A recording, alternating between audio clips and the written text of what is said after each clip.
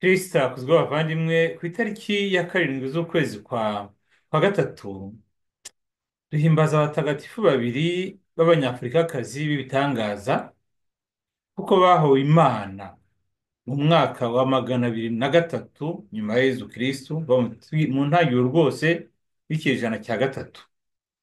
Abo nta bandi ni Perpetua na Felicita. Ayo mazina yombi dusanga guhera kera cyane avugwa mu isengesho rikuru ry'Ukaristiya ryitwa irya mbere, ariko tunayasanga mu bisizo by'abatagatifu banyuranye uko bahimbazwa, kubera ko aba bakobwa bombi b'Afurika batanze urugero rudasanzwe, biza gutuma n'abandi benshi cyane bahinduka. Ni byiza rero kuzirikana ubuzima bw'aba bakobwa bombi b'Afurika, abari b'Afurika, kubera ko bitwumvisha ko burya bwose ubukristu bwatangiriye muri Afurika, yewe ndetse buranahakomerera, mu gihe n'Iburayi rero batarashobora kumenya ubukristu cyane. Perpetua yari umukobwa w'igikomangoma, umunyacyubahiro. Ubwo yari amaze kubyara akana ke ka mbere, umugabo we yari ashatse, yakundaga, akagira umuja we witwa Felicita. Perpetua na Felicita noneho bombi baza kuba abigishwa. Mu bitabo bivuga amateka yabo, uko cyanditswe na Turituriyane, kivuga nyine ububabare bwa Perpetua na Felicita, hamwe bazakubwira bati Perpetua na Felicita bari bakimara kubatizwa ubwo bafataga. Abandi bazakubwira bati bari abigishwa, ahubwo noneho babica batari baronka ubukristo, batari baronka batisimu.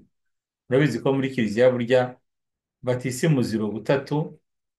Hari batisimu y'amazi, iyi nyine tumenyereye twese. Hakaba batisimu yo kwifuza batisimu tuyo nk'uri umwigishwa, ukifuza kubatizwa, wenda ugapfa utari wabigeraho. Hakaba na batisimu y'amaraso rero yo guhorwa Imana, kandi nubwo waba utarabatizwa. Perpetua na Felicita n'abari batarahabwa batisimu y'amazi, izo zombi ebyiri barazihawe, yaba batisimu yo kwifuza, ariko cyane cyane batisimu y'amaraso. Kandi uhowe Imana ahita ajya mu ngoma y'ijuru, kubera ko nta kindi nyine, nta kundi guhamya kurenze kuvuga ngo njyewe nimushaka munyice, ariko sinshobora kwihakana Imana yanjye. Niko yagenewe mutagatifu Perpetua. Perpetua nyine wavukaga mu muryango wari ukomeye hariya muri Carthage, turi mu gihugu cya Tunisia.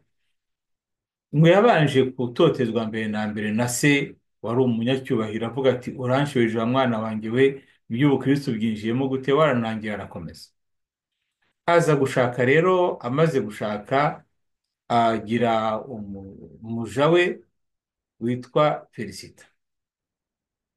Felicita akaba yaramaze kwakira ukwemera, na Perpetua akaba bafite ukwemera, ariko umugabo wa Perpetua akaba nta kwemera ari bwakagire.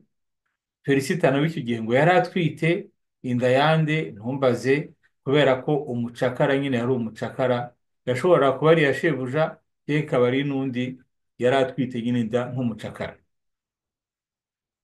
Ubwo rero umwami w'abami witwaga Septime Severe ashyiraho iteka avuga ati icyitwa ubukristo bwose kiraciwe, n'abigishwa bose n'ubwigishwa bwose burahagaritswe. Baza rero gufata Felicita na Perpetua, barabatambikana, barabafunga. Bamwe mu banditsi bavuga ko bakigera mu buroko, kuko batinze mu buroko, cyane cyane ko Felicita wari ugitwite yari atarabyara. Amategeko y'Abaromani yavugaga ko badashobora kwica umugore utwite, ko bategereza ko azabyara bakamunyaga umwana bakabona kumwica. Ubwo rero Perpetua na Felicita nyine bombi babakatira urwo gupfa, kubera ko Perpetua yabwiye se ati mukore icyo mushaka cyose. Ubwo yari afite akana k'agahinja kari karamaze kuvuka, ndavuga kuri Perpetua. Felicita we yari agitwite. Perpetua yagiye mu buroko afite akana k'agahinja, noneho isi araza aragatwara. Lisisi akaza kumusanga mu buroko afite akana ati nta nubwo ufitiye impuhwe iki gitambambuga ibyo bya Yezu wabihakanye ukagira ubuzima bwiza akavuga ati ngewe ndi umukirisitu rega ntabwo nshobora kwihakana imana yanjye yewe n'uturira ibitambo ibigirwamana ukora umukino ukora ibisa nkabyo ariko nta kizira kigomba kongera mu biganza ngewe niba bashaka kunyica ndahita mu gupfa uko kwemera ko abo bagore rwose ko ari buteye ubwoba ndi umukristo ntabwo nshobora guturira gutambira ibigirwamana ubwo rero felicita we nawe nyine ubwo ntapfunganywe nawe ategereje nyine ko kubyara kugira ngo bicwe ko bari amaze kumenya ko igihano cyabo ari ukuzajugunyirwa ibikoko akaba ari byo bibica ngo bagore bombi ba mu buroko rero bategereje ko igihe kigera noneho icyo gihe bari mu buroko kubera ukuntu basengaga kubera ukuntu bakundanaga kubera ukuntu bagaragaje ko kuri bo bategereje ijuru kubica ntacyo bibatwaye bamwe mu babafungishije mu bari babafunze babarindaga barahinduka nibo rero harimo uwitwa rero mutagatifu Sature uko nabo baje kwicwa na mutagatifu Pudense Pudense na Satire bari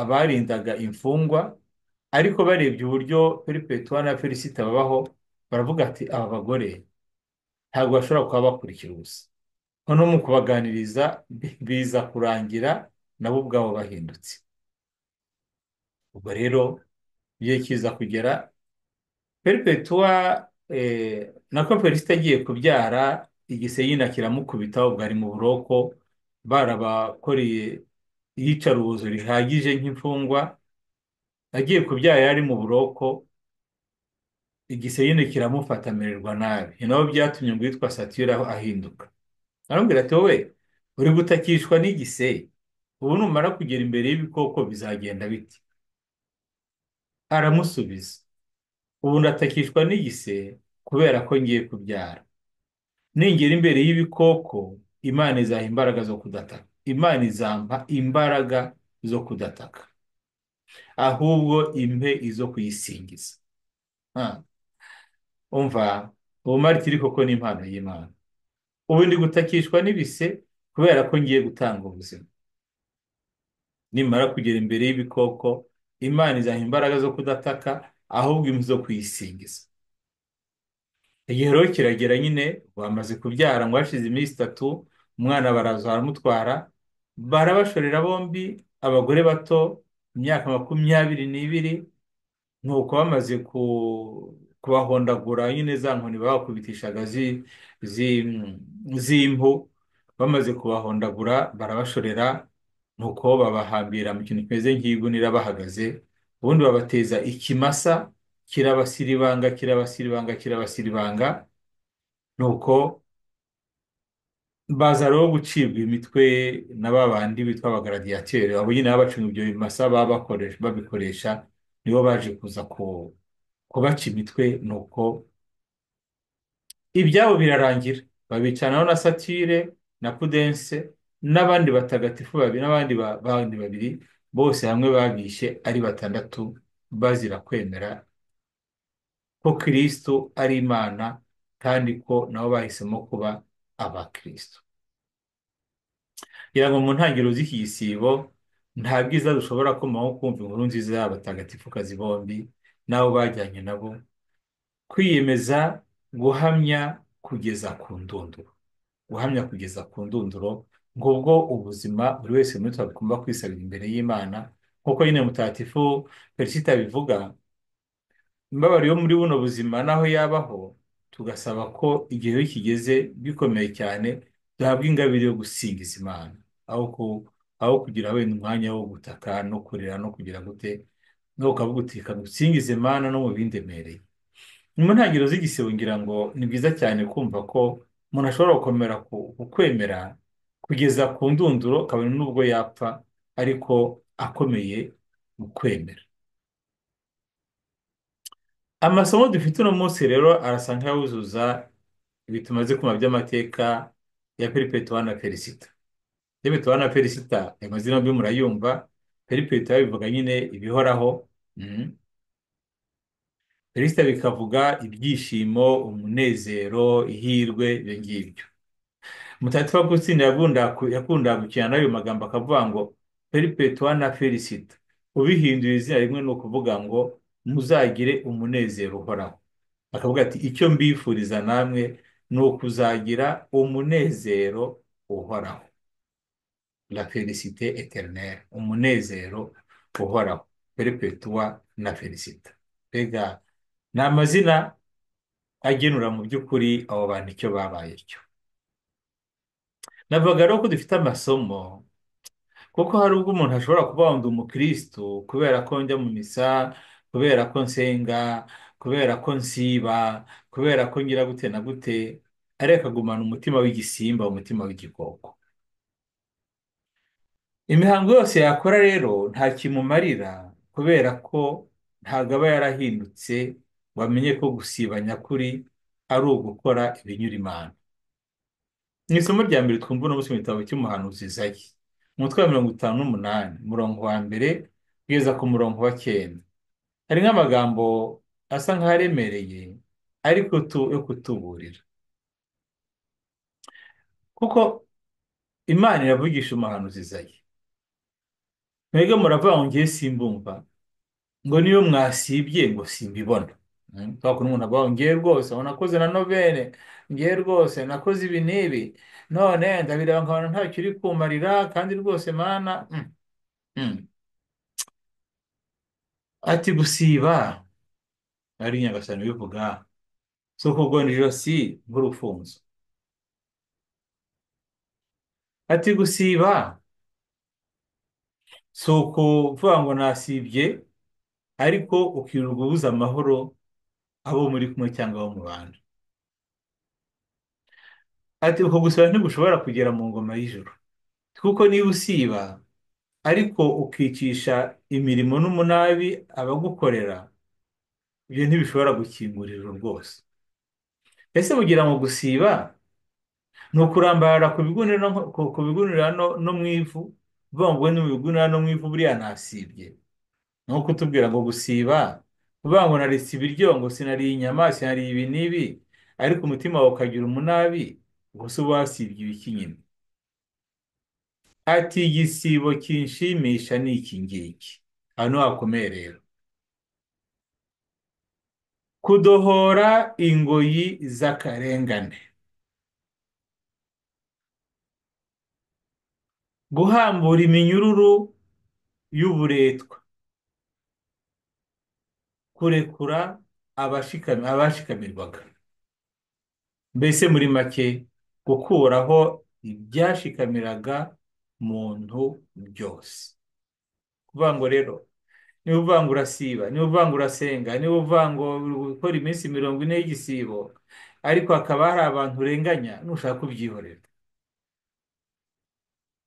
Niba uvuga ngo urasiba, niba uvuga ngo urasenga, ariko hakaba hari abantu babujije amahoro batoteza, banza ugende uhindukire ibyo wakoraga bibi, ibyo kuvuga ngo ugiye gusiba ntacyo bimaze. Niba uvuga ngo urasiba, ukavuga ngo urasenga, ari ukubona abantu bicwa n'inzara ukabihora ukumva ntacyo bikubwiye, cyangwa nawe ukaba uri mu batumye baba bakene kubera ko twaba twose watubariye cyangwa wabasahuye, bose nyine bimaze ihinye, nushaka ibyo gusenga byihorera.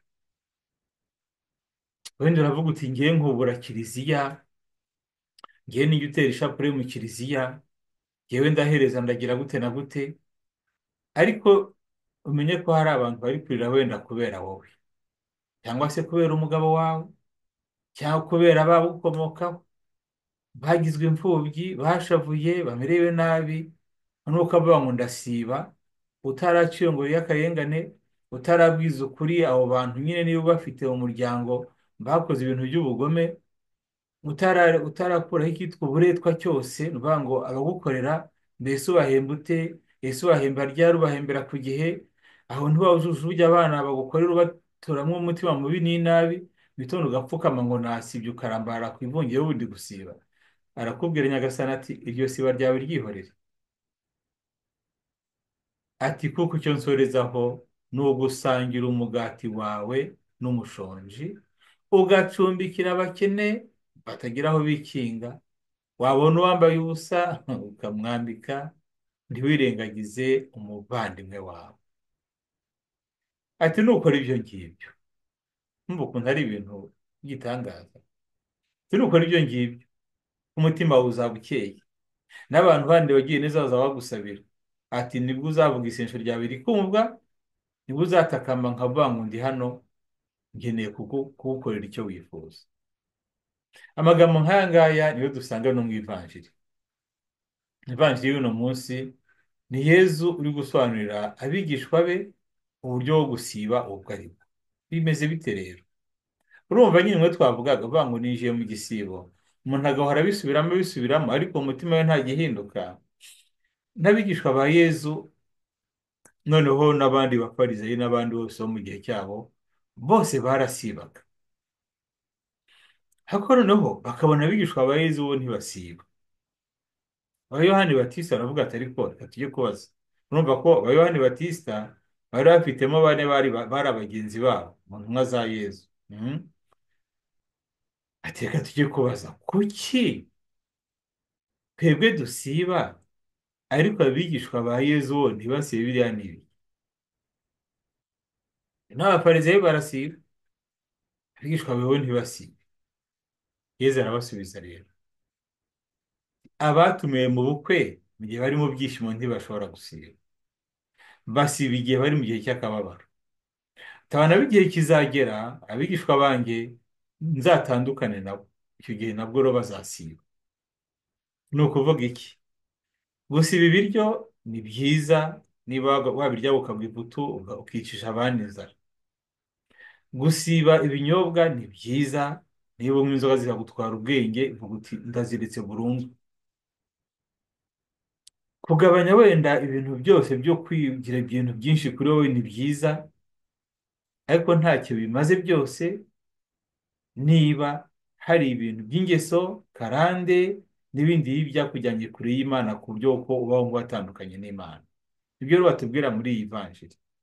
Yesu aravuga ngo gusiba nyakuri ni ukuvuga ngo ibaze, mbana gute n'Imana? Umwanya w'Imana mu buzima bwanjye ni uwuhe? Aho sindi mu by'isi cyane wenda nkajya nkora ubukirisitu bw'imihango ariko umutima wanjye utagarukira Imana. Ese abavandimwe banjye bo mbabanirana? Umutima wanjye ubu ngubu ushobora guhobera buri wese nkaho umufungurira nti rwose rimwe utahe mu mutima wanjye. Icyo ni cyo kibazo rero Yezu atubwira aha ngaha. Niba ari umaze kubona ko hari ikintu cyangwa se ibintu cyangwa abantu bituma ujya kure y'Imana, uti gusiba kwanjye ibi ngibi ngiye kubireka kubera ko bindangaza bikamuza kuba hafi y'Imana. Tekereza nk'umuntu w'umujene avuze ati aya matelefone mporaho mpindura ngira nte mbishyize ku ruhande. Undi ati yewe ati ibintu bya interinete, ibintu by'ibiganiro by'urugomo, ibintu by'ibigari binyobya bavuga ibintu bituba ku mutima wanjye, ngiye kubisiba. Ni ikintu cy'ubunebwe gituma nakora akazi ngomba gukora uko ngomba kugakora, byose ngiye kubisiba. Ibyo bintu uramuka ubikoze ngo nibwo nutura igitambo cyawe kizumvwa n'Imana, noneho n'amasengesho yakumvwa kubera ko uzaba ufite umutima ukeye usa koko n'igitambo nyine uri gutura. Peripetuwa na Felisita batanze igitambo gikomeye cyane. Ababyeyi bahitamo Yezu Kristo bakabatesha abana babo, abana bakazarirwa n'abandi bakirisitu, ariko bakavuga bati aho kwanga Yezu, aho kumwihakana, bahisemo kwigendera. Imana izakora ibisigaye. Ubu ndi kubivuga ndi kwibaza ari ababyeyi bangahe bashobora kubyemera. Niyo mpamvu nyine burya ubumaritiri mu by'ukuri ari impano y'Imana. Iyo Imana itabuguhaye,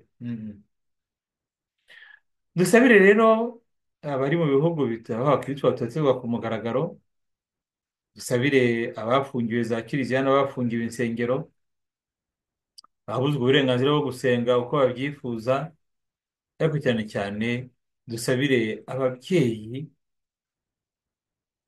bameze nka Perpetua na Felisita, wenda batotezwa nabo bashakanye kubera ukwemera kwabo, bakabuzwa amahoro kubera ukwemera kwabo, kugira ngo bashobore kubona izo mbaraga ziva ku Mana, ntawe ukeneye ko bicwa nk'abakristo ba mbere, ahubwo bakomere ku kwemera n'ibyo bitotezo bashoboye kubyihanganira, kuko amaherezo na peripetuwa na perisita natwe tuzagira umunezero uhoraho.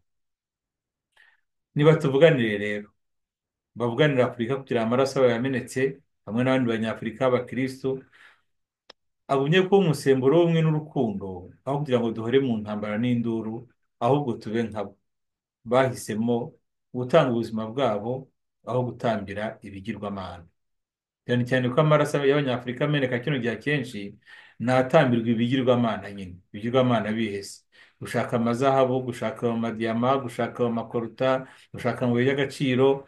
Ibyo ngibyo bigirwamana by'ubu ngubu abantu birirwa batambira. Ushobora kwibaza ari abana bangahe b'abanyafurika bicwa kubera ibyo ngibyo. Umva, Imana ibahe umugisha kandi n'abagizi ba nabi bahe guhinduka. Ku izina ry'Imana Data na Mwana na Roho Mutagatifu. Amen.